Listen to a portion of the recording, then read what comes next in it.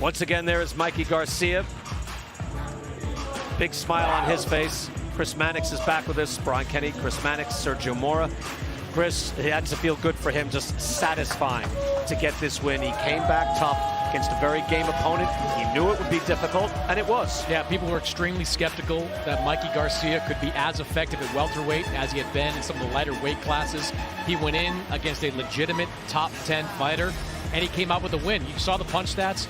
It was a close fight. My scorecard was 114-113. The knockdown was the difference for me in that fight. So credit Mikey for gutting out a big win, and credit Jessie Vargas for hanging in there and putting on a good performance. So coming back now, did he silence the doubters, coming back after that loss to Spence and staying at 147? He silenced the doubters to a degree. I think that Mikey Garcia has to be a selective welterweight at this point. I don't think you need to see Mikey Garcia against Errol Spence again. I don't even need to see Mikey Garcia against a Keith Thurman or a Sean Porter. Right. I just think those guys are too big for him. But welterweights, they're on a little bit of a smaller side, like a Manny Pacquiao. I think that is still very much in Mikey's wheelhouse. What do you think about that? That was well put, selective welterweight. Do you think he should continue to campaign at welterweight, Sergio? Calculated risk, I would say, and I agree with you, Chris. I think he needs to be very careful. But the guts and the audacity of Mikey Garcia still mentioning that he wants to fight Errol Spence there. I don't get it, but that just shows the heart in Mikey Garcia, and that's what makes him great. Yeah, I got pick your spots at welterweight. I wonder why when there's so many good junior welterweights, and I thought this was a good performance, shows himself to be dangerous. But again, welterweights are stacked top to bottom. I mean, you can mention even like Danny Garcia. I know you have to cross the aisles, but they did it once with Errol Spence. I just see a lot of welterweights out there that just seem to be too big, even with the power he showed tonight. Look, yeah, and I think if you ask Mikey and Robert Garcia, when the cameras aren't rolling, that they'll say, look, we're not going to go out there and challenge every welterweight in the division. Pacquiao makes a lot of sense for him. He's 145, 147 pounds. He's not a big guy, and Mikey can hang with him, especially at this stage of Pacquiao's career. I think a lot of it, Brian, comes down to the availability of guys out there. The junior welterweight division, there are some great names in that division, but you see Josh Taylor tied up right now, Jose Ramirez tied up right now. We're going to see Prograis versus Hooker at some point, or in April, rather, of this year. Down the line, absolutely, I expect to see Mikey Garcia against one of those top 140-pounders. And if Floyd Mayweather taught us anything, if it makes dollars, it makes sense. You said if it makes sense. Pacquiao always makes sense. Wonder what Robert Garcia thinks about all this. Trainer for Mikey Garcia, Claudia Trejos, is there right now. Claudia?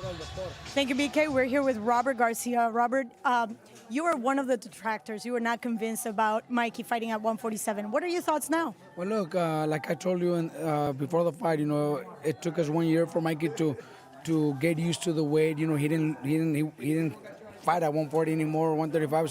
So he maintained that 147 division. So 1 year of it, I think it got him to feel a little bit better. I still think one or two more fights would even make him even better. But his performance was great. Jessie Vargas is a very tough, durable guy. Mikey was able to drop him and hurt him really bad, and then constantly hurt him after that. So that shows that Mikey carries some good power.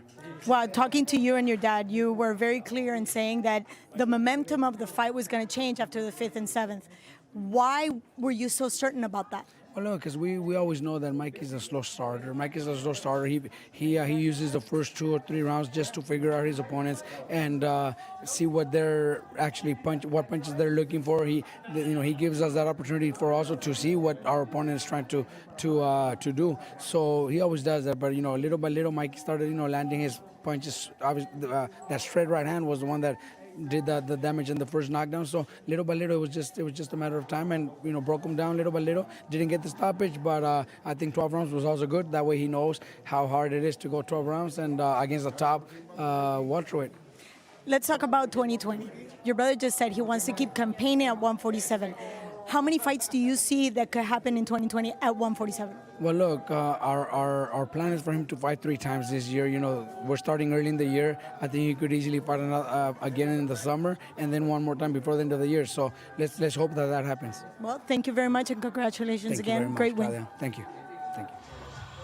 Claudia, thank you. It's funny, we said, did he silence the doubters? And one of those doubters is his brother. It's not. We're not talking about Twitter trolls. It's his own brother and his trainer. But and he's right to be skeptical at 147. Thoughts on Manny Pacquiao? Will we see that fight? I would love to see that fight because Pacquiao, we know, has the speed of hand and foot, but timing beats speed. And that man right there, he's the epitome of a beautifully timed boxer. He knows how to stop that, and he has enough power at welterweight. And also, Manny Pacquiao, you know, he comes up from smaller weight divisions too. So this is two fighters that are multi-division champions coming up with power, speed, timing, experience, and they bring the crowd behind them. Does that fit into Pacquiao's schedule besides, I don't know, becoming president of the Philippines, or what's going to happen there? Manny Pacquiao's got a lot on his plate outside of boxing, but he's made it clear he wants to continue to box and he wants to fight sometime in the summertime. Now, Eddie Hearn says that Pacquiao's contract with the PBC is over. He says he's getting that information from Pacquiao's manager. If that's the case and Pacquiao's a free agent, Eddie Hearn intends to do everything possible to make Pacquiao versus Mikey Garcia this summer, most likely in Saudi Arabia. So that's where that fight would most likely take place if those two guys are able to agree to terms. But I do like that fight for both of them. Mikey is not some big, powerful welterweight that might really hurt Pacquiao in defeat. And the same thing with Sergio, to your point. Pacquiao is vulnerable to fighters that can time him. His most disappointing loss came to Juan Manuel Marquez when Marquez timed him and knocked him out cold with that one punch. That's exactly how I could see Mikey beating a Manny Pacquiao. So I think that fight makes sense on every possible level. Sergio, you could be going back to Saudi Arabia. You hear that? Can you deal with jet lag again? That'll be the topic there. Can Sergio deal with jet lag?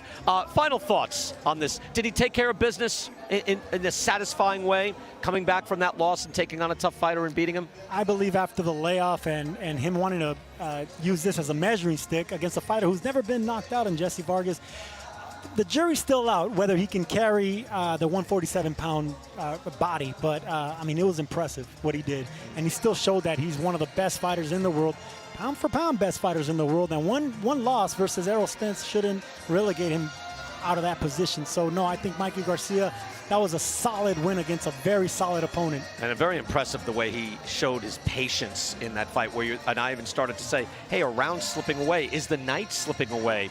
No, it wasn't. He had the answer, Chris. Yeah, look, and he worked his way on the inside, and he was able to create that kind of distance that he needed to throw those big shots. Look, Mikey has a lot of options. I mean, if he fights Pacquiao this summer, he can follow that up by fighting the winner of Regis Prograis, Maurice Hooker, maybe down at 140 pounds, and then go into 2021 potentially as a candidate to fight the winner of Josh Taylor versus Jose Ramirez. So there are a lot of big fights and a lot of big money in Mikey Garcia's future. That sounds scorching hot, just like all those names together. Look at that. A big night for Mikey Garcia, there with his corner, his family. Exciting night. Mikey Garcia back, and on a night where we saw tremendous action. Julio Cesar Martinez getting a decision over Jay Harris in a barn burner of a fight. The return of Chocolatito, who beat Khalid Yafai, knocked him out to win his title and get a belt back. Joseph Parker with a knockout, top 10 heavyweight with an impressive return, and Mikey Garcia going to the judges' cards and winning his fight, winning a unanimous decision over Jessie Vargas.